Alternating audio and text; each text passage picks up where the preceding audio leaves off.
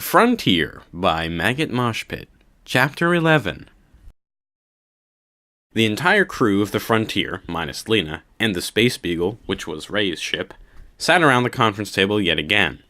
This time there was quite a lot of glaring and dirty looks being shot around. Leff and Rackham were giving Ray the evil eyes from time to time, and Meryl was glaring daggers at Zack, who returned them. Celia stood and coughed. We need to decide what to do. We are currently on the trail of Texas Red, and we need to decide before we pass the point of no return. I say we go after him. Leff held up his paw. I vote we kick them off the ship and not get involved. Aye, I second that. Rackham held up his paw as well. Meryl also held up a paw. Yes, kick us out. I can't stand the smell any longer. Zack clenched his fist as Ray stood up and gestured wildly. Wait! Think of what might happen if we don't catch him. He may experiment on more people. Then you won't get your money, is that it? Leff sneered. Well... And what about our innocent people? There are over 60 colonists on this ship, a playground for any mad scientist. Ray's eyes shifted side to side. Well, maybe Texas Red isn't as dangerous as I made him out to be. Sorry.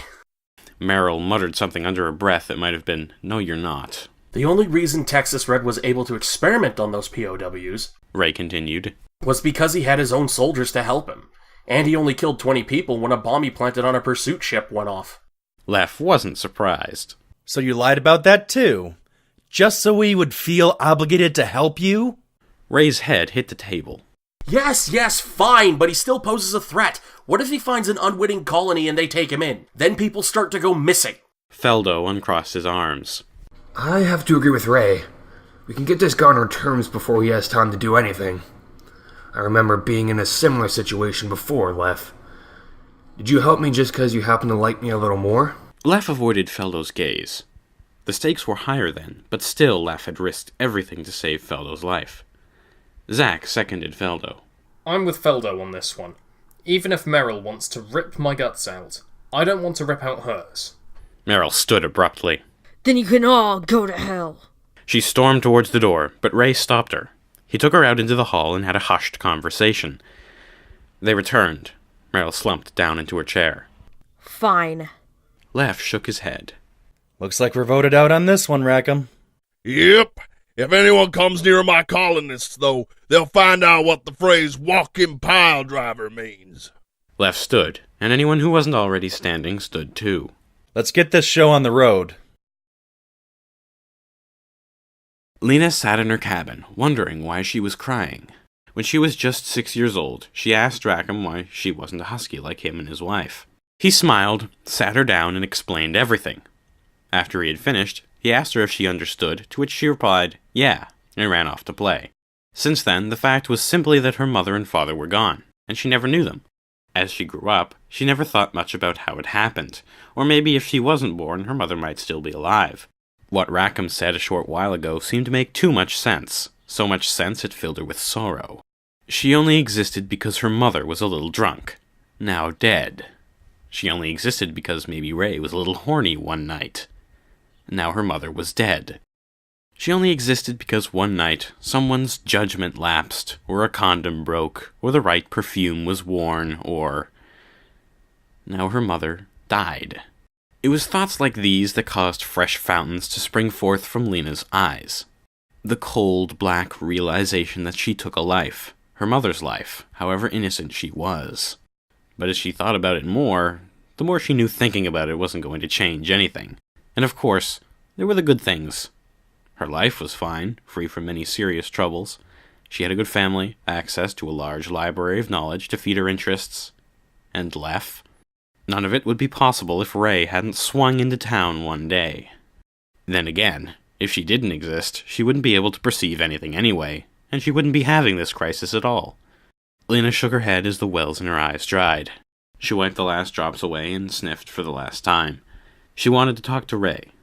He had some answers anyway.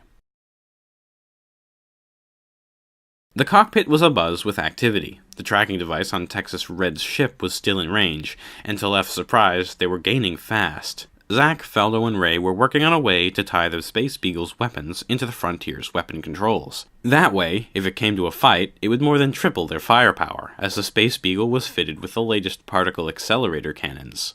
Leff piloted the ship himself, tracking the device on his screen. They would arrive within the hour. Meryl looked at the latest scan. Funny. Looks like he's not moving at all. Stay frosty, everyone. He might have a trick up his sleeve. Les said as he gripped the wheel tightly. Ray was connecting wires from the Frontier's controls to a wireless uplink to his ship when he was lightly tapped on the shoulder. What is it? I'm busy. Oh. Hello, Leena. Leena was standing behind him, clutching her tail in her arms. I wanted to talk to you for a minute. If it's all right. Ray stood and called out. Meryl, take over here, will ya? Leff looked up as Meryl went over. Hello, Leena. Feeling better? Yeah. I'm sorry for... No, don't apologize. Leff then noticed Ray standing expectantly. A range of barely perceptible emotions played across his face, resting on a frown. Well, I won't keep you. He spun his chair and concentrated on the view screen. Leena turned to Ray, and they walked out of the cockpit. They took a stroll through the corridors of the ship. So, what did you want to talk about? Leena shrugged. I don't know. Anything? Why doesn't Leff like you? Ray looked straight ahead. He's just being... protective. Leena was too busy trying to come up with things to ask to notice Ray's blatant lie. Okay. Well, I would like to know what you're doing in the cockpit. It seems busy in there. Ray puffed out his chest. I'm a bounty hunter. I seek the scum of the universe and clean them. We just needed some help from Leff & Co. A bounty hunter? We aren't in danger, right? Nah, Leff's got it under control. Besides, I never let bystanders come to harm. They walked in silence for a while, neither knowing what to say. Ray finally spoke up. Shit! I don't know what you're supposed to say to a daughter you never knew you had. I don't think this is a good idea. Lena's face fell. What? I mean, I'm going to have to leave. I have a job. Maybe we should just... Leena was about to get angry at him when she realized he might be right. He missed 19 years of her life. He couldn't just jump in now. It was too late. You're right. Wait, I am? Leena nodded. I'm the pilot on this ship. We'll work together. But I won't expect you to be a father. That position is already filled. Ray nodded as well, perhaps a little too enthusiastically. I'm okay with that. I just wanted to say one thing. I regret not being there. He looked her dead in the eye, and she knew he wasn't lying. Thanks. To his surprise, she gave him a hug. A brief one. Hey, what was that for? Leena shrugged. I never got to hug my biological father. He looked confused. It's on my bucket list. Leena said. Ray felt the ship come out of hyperspace. Looks like we're here. Come on, let's get back to the cockpit. Back on the cockpit, Leff and Sirlia were looking into their screens intently, Meryl hovering above them. Are you absolutely sure? It's clear as day. Texas Red gave us the slip. Meryl slammed her paw on the bulkhead. Shit! That slime ball! Ray caught her paw before she smote the wall again. Hey, never make a job personal. She glared at him. I told you that on our first job. And you were right. Leena walked over to Leff. I'd like to take my station now. Leff jumped up. Sure thing, Peach. We've been chasing a guy called Texas Red. You heard of him? Leena looked at the screen. A small chunk of metal was floating in space, probably towards the outer edge of dead space. Yes, actually. I read about him somewhere. He was in prison, right? Leff took his seat. Not anymore, apparently. Zack yelled, "Aha!" as power came onto his makeshift weapon tie-in station. Yes! I did it! I mean, we did it. Feldo was about to throw a screw at him when he added the last part. Yes. Anyway, we have access to the Space Beagle's weapons now. Though it looks like we won't need them. Texas Red shirked the tracking device. Meryl punched Ray on the arm. I told you to hide it better. I had like 8 seconds! Leena had an idea. A brilliant one. Zack, why can't we normally detect dry fuel fumes? Zack scratched his head. Well, it's because it's basically nothing. Finding the drive runoff would be like looking for a needle in a cosmic haystack. Feldo chuckled. That's a colorful expression. Leena grinned. Well, here there is no haystack. Leff snapped his fingers. Leena, your brain is so sexy right now. Sirlia, find that needle. Celia set the sensors for a very thorough search of the area. There definitely is a trail here, but it's been drifting for about an hour. Adjusting for the drift. Leena, set this course. She rattled off a string of numbers you wouldn't bother listening to anyway. Good job, Celia. Peach, take us away. Maximum speed. Celia smirked at Lef. What? Is my brain not sexy too? The jump to hyperspace wiped the smile off Celia's face, and she barely kept herself from vomiting. Lef barely kept himself from laughing. Celia, focus on measuring the age of the trail as we go along. See if we can't measure whether or not we're gaining on him. 15 minutes passed, the blackness outside making it seem as though they were static. The blackness causing any observer to look away after not too long. Celia checked a graph she was constructing. Well, it seems like the age of the drive runoff, relative to the time it was produced, is steadily getting lower. We are definitely gaining on him. But there's something strange about this. If his ship was able to avoid capture for so long, it would need to be faster than a fully loaded cargo ship. Ray walked over and checked the graph. We did get a few shots off at him in our last encounter. We must have hit something. Celia shrugged. We'll find out soon enough. We're only 20 minutes behind him, and he's only making L to the third. We'll reach the border of the anomaly before that. There are a couple of planets nearby that can sustain life. None of them have any colonies or intelligent species, though. He may make a run for it. Try to repair his ship. He doesn't know we're behind him after all. As they arrived at the edge of the anomaly, it was clear that a ship had passed through the film not too long ago. Celia looked at her scans, a smile spreading across her face. He didn't go back into hyperspace. His ion trail is clear as day, heading for the nearest planet. Ray grabbed his coat from where it rested. After him! We'll get the bastard this time! Leena carefully adjusted the drive for a very brief jump that would bring them alongside Texas Red's ship, seemingly from nowhere. Celia braced herself, and Leena engaged the drive for a short 5 seconds. When they came out of hyperspace, they were directly alongside Texas Red's ship. Lef sprang up. Captaining a ship was never dull for him, quite the opposite. Everything he did was a constant source of excitement. Open fire with the particle accelerator cannons! Target the weapons! Fellow looked through the manual viewfinder, necessary due to the arrangement they had. Before he fired at the ship's weapon array, he swore he could see Texas Red, in his underwear, staring in disbelief out a window at the Frontier and the Space Beagle. The cannons glowed, then 2 blue streams of pure energy shot out, carving a swath across the weapons of Texas Red's ship, smashing the particles together so that they were so dense they appeared to vanish. But in reality they were simply squished back into the ship, the metal glowing white-hot. So powerful was this blast that some of the metal was smashed into different elements, which decayed quickly. Texas Red was not about to stick around for round 2, and he powered up his ion engine and pushed it to its limit, heading into the nearby planet. Ray jumped up and down. Meryl, we're going down there after him in the Space Beagle. Leena piloted the Frontier into an orbit, and by the time they were ready, Texas Red had already landed.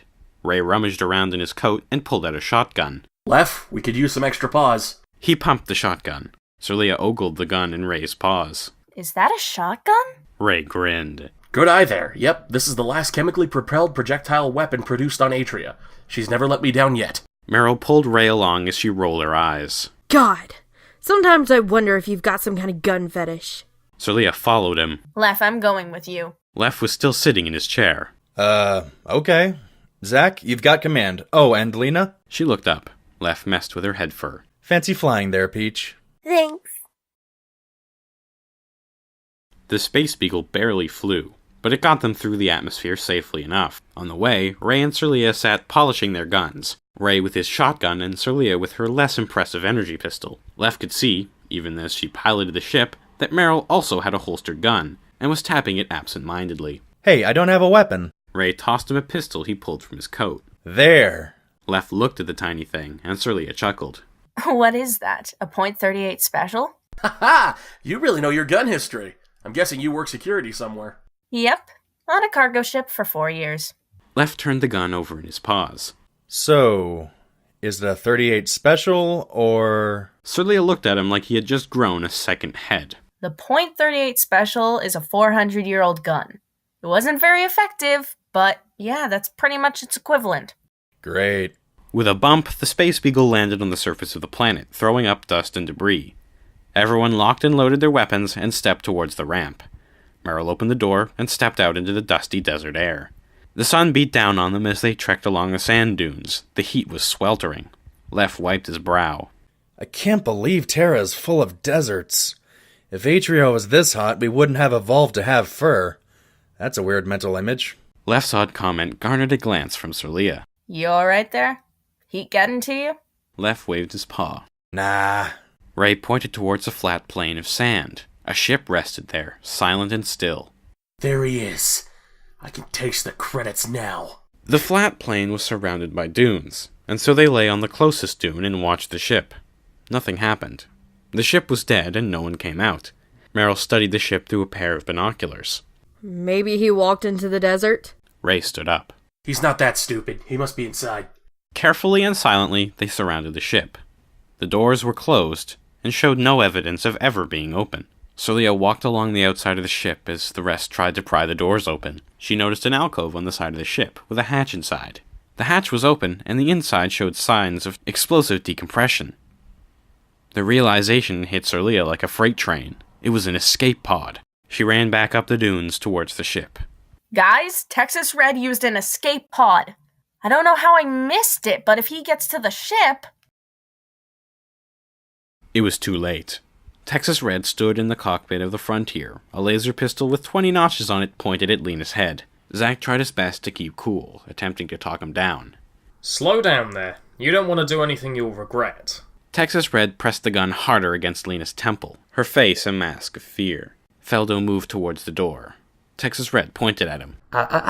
No one moves. I wouldn't hesitate to kill any of you. But someone would hear the shot. You, Fox, take us away from the planet. And don't try anything. Your life is worth nothing to me. Leena didn't move.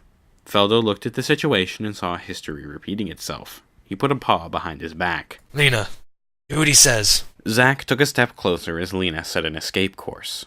I'm interested in hearing your rationale about that, Texas Red. Can I call you Texas? Texas Red glared at him. My real name is Robbins. Zack spread his arms. Robbins, nice to meet you.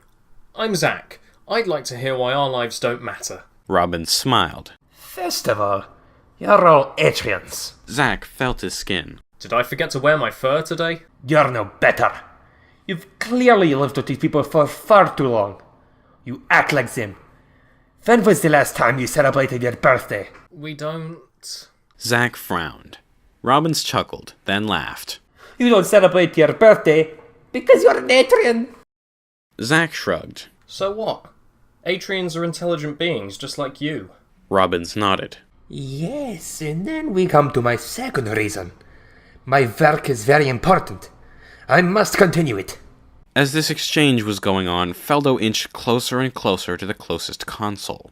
Zack walked around Robbins so that his attention would be away from Feldo. Oh?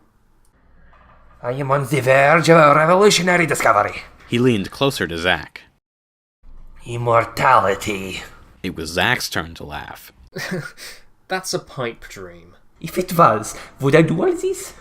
I am so close to making humans immortal, and finally recognized as a superior race. Leena managed to speak.